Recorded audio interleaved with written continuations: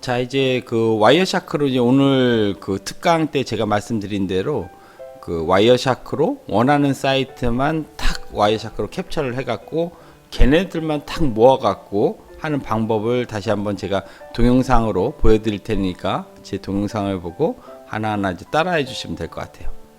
그래서 지금 이제 화면에 보시게 되면 와이어샤크가 왼쪽에 있고 우측에 이제 웹브라우저가 있습니다. 그래서 이렇게 이제 반씩 만들어 놓은 건 우리 그 옵션 키로 이렇게 그 방향 키로 만들어 놓으면 방향키 왼쪽 옵션 키를 누르고 방향키 왼쪽 키를 누르게 되면 이게 반으로 탁탁 나눠집니다. 이 브라우저도 마찬가지로 방향키로 이건 이제 우측에 있으니까 우측으로 하게 되면 딱 반씩 나눠져요. 그래서 이제 와이어샤크로 이제 패킷을 덤프 뜨려고 하면 처음에 와이어샤크를 실행시키면 이런 화면이 나오죠. 그래서 이제 인터페이스가 상당히 많은데 보면 VM 가상 인터페이스도 존재하는 것들도 여러분들이 보실 수가 있고, 그리고 자기 자신을 얘기하는 루프백 디바이스도 있어요. 그래서 어떤 걸 클릭해야 될지 잘 모를 때는 이 이더넷이라고 해갖고 그래프가 움직이는 게 그게 이제 물리 디바이스가 됩니다. 그래서 저 같은 경우는 이더넷 6가 여기서 이제 실질적인 이제 패키지 덤프가 떠지는 거죠.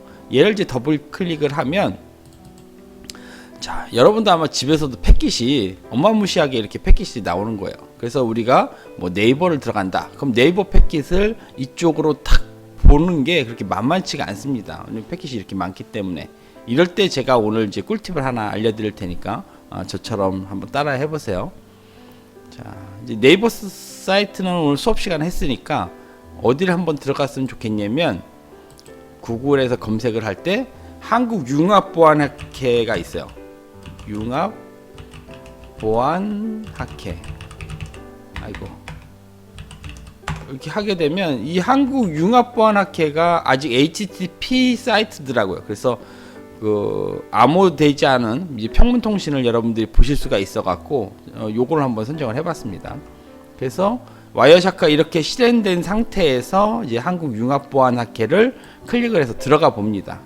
그럼 이제 접속이 다 끝나면 와이어샤크를 요 빨간색 버튼을 눌러 갖고 멈추면 요 안에 이제 이 한국융합보안학회의 패킷들이 이렇게 모아져 있을 겁니다. 제가 이제 수업 시간에 그 와이어샤크를 하는 방법을 말씀을 드렸었는데, 이제 요 안에 이제 한국융합보안학회의 패킷이 캡처돼서 저장이 됐을 거라는 거죠.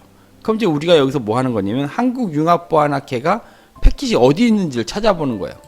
그랬더니 도메인 네임을 보니까 KCG-SA라는 이름으로 갖고 있다는 거죠. 얘를 컨트롤 C로 이렇게 복사를 합니다. 그래서 이제 와이어샤크 가셔서 컨트롤 F 하게 되면 창이 이렇게 하나씩 나오죠. 여기서 중요한 거는 이제 검색을 할 건데, 여기서 스트링으로 검색을 할 거고, 어디냐면 패킷 디테일에서 검색을 할 거예요. 여기다가 이제 아까 복사한 것들을 붙여넣기를 하게 되면 이렇게 초록색으로 만들어집니다. 중요한 거는 스트링으로 해주셔야 되고, 이제 패킷 디테일로 만들어 주셔야 되는 거죠.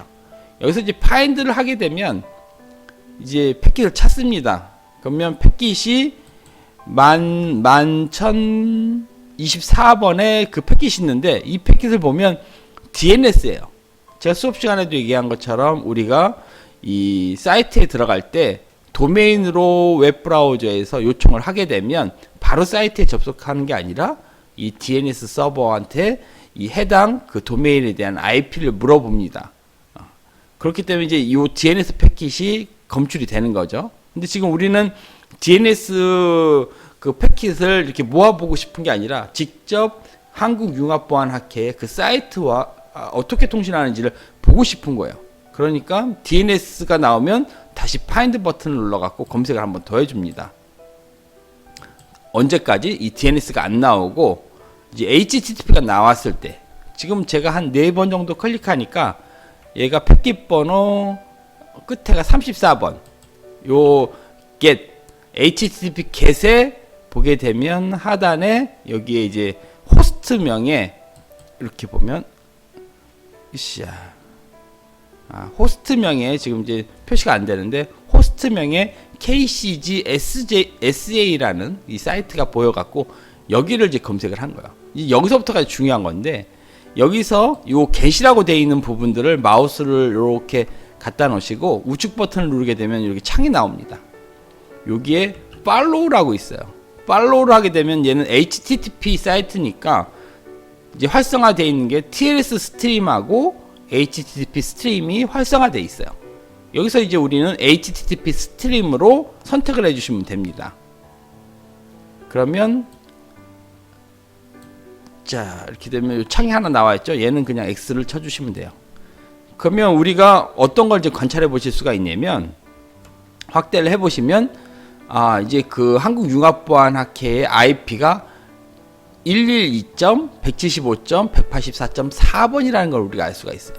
그래서 로컬에 있는 여러분 PC와 그 112번으로 표시된 그 IP를 가지고 있는 한국융합보안학회하고만 통신하는 게 이렇게 캡처가 되는 거죠.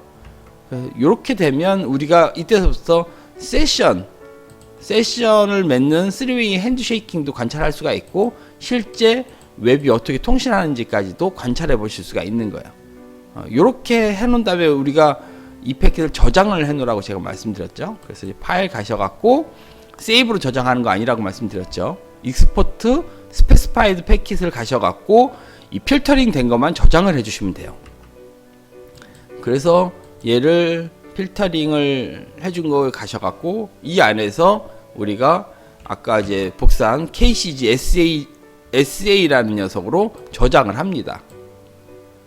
그래놓고 이렇게 보게 되면 굉장히 번호도 많고 이제 복잡한데 여기서 이제 다시 불러오기를 합니다. 파일 가셔갖고 오픈을 하신 다음에 KCG 요 패킷을 저장하지 않음으로 해서 이렇게 불러오게 되면 요 필터가 아직 남아있죠. 요 필터는 X로 지워줘 버리세요.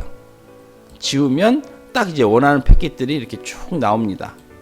그러면 패킷 번호도 굉장히 단촐해졌고 우리가 실제 그 페이지를 요청하고 응답받는데 얼마만큼 시간이 걸려 있는지도 이 타임라인에 이 표시가 되는 것도 여러분들이 관찰해 보실 수가 있어요. 그래서 여러분들이 이제 HTTP 그 공부들을 하실 때 이렇게 이제 해놓고 하나하나 안에 있는 내용들이 어떤 역할을 하는지 공부를 하시면 아주 편리한 거죠. 그래서 진짜 실무에서는 지금 제가 했던 행동들을 계속 반복적으로 하면서 프로토콜을 하나하나씩 이렇게 분석해 나가니까 이 와이어샤크에서는 가장 좋은 팁이라고 할 수 있습니다. 그래서 이렇게 한번 실습을 꼭 한번 해보시기 바랍니다. 오늘은 여기까지 끝.